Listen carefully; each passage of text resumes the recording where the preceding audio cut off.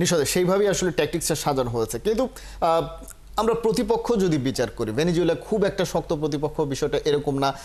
যদি আমরা ল্যাটিন ফুটবলের কথা বলি, সেক্ষেত্রে শুধুমাত্র আর্জেন্টিনা এবং ব্রাজিলের মতন দলগুলোই রয়েছে যারা কিনা ইউরোপিয়ান ফুটবলের সঙ্গে কম্পিট করতে পারে ওয়ার্ল্ড কাপের মতো জায়গাতে।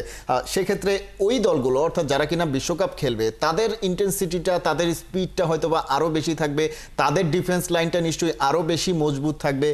আর্জেন্টিনা এখন আসলে যেভাবে খেলছে, ওয়ার্ল্ড কাপে ভালো করতে গেলে আসলে এরকম ট্যাকটিক্সই আলটিমেটলি কতটা ফলপ্রসূ হবে বলে মনে হচ্ছে? জি, এখন ওয়ার্ল্ড কাপের ক্ষেত্রে অনেক কিছু ব্যাপার চলে আসে, যেরকম ধরেন যে ম্যাচগুলো কত দিন পরপর হচ্ছে। যেরকম ধরেন যে আমরা নর্মালি লিগের ম্যাচগুলো দেখি যে এক সপ্তাহ পরপর নর্মালি খেলা হয়ে থাকে, কিন্তু ওয়ার্ল্ড কাপে এগুলো কিন্তু ধরেন যে এক সপ্তাহের মধ্যে 3টা ম্যাচ হয়ে যায়। তো সেই ক্ষেত্রে অনেক শাফলিং অ্যারাউন্ড করতে হয়, এবং সেই ক্ষেত্রে যে জিনিসটা হয় যে অপোনেন্টেরও অনেক কিছু পজিটিভ এবং নেগেটিভ সাইড থাকে। কিন্তু এখন আপনি যদি আর্জেন্টিনার যে ট্যাকটিক্সটা দেখেন, সেই ট্যাকটিক্সের মেইন কাজটাই হচ্ছে যে মেসিকে যত সম্ভব ফ্রি রাখা।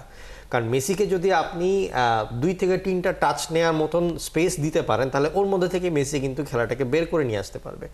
আর্জেন্টিনার এখন যেই জিনিসটা হয়েছে যে তাদের মিডফিল্ডে বলেন, তাদের উইংয়ে বলেন, স্ট্রাইকিংয়ে বলেন, স্ট্রাইকিংয়ে আই থিঙ্ক উলিয়ান আলভারেজ ইয়াং, কিন্তু লিসান্দ্রো মার্টিনেজ হচ্ছে এখন একটু বয়স হয়ে গেছে। বাট আপনি যদি এছাড়া আর বাকি সব পজিশনগুলো খেয়াল করে দেখবেন সব ইয়াং এনার্জেটিক প্লেয়াররা দিয়েই আর কি চলছে।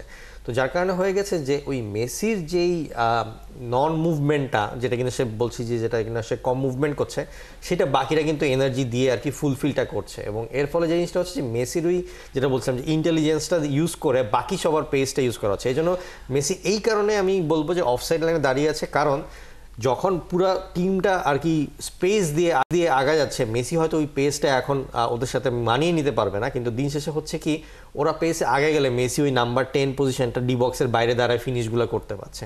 তো এই কারণে মেসির মুভমেন্টটা এখন ক্যালকুলেটিভলি ওরকমভাবেই তৈরি হচ্ছে। সেই ট্যাকটিক্সটা আলটিমেটলি ওয়ার্ল্ড কাপেও হয়তো বা কাজে লেগে যাবে, চেষ্টা করবে আর্জেন্টিনা।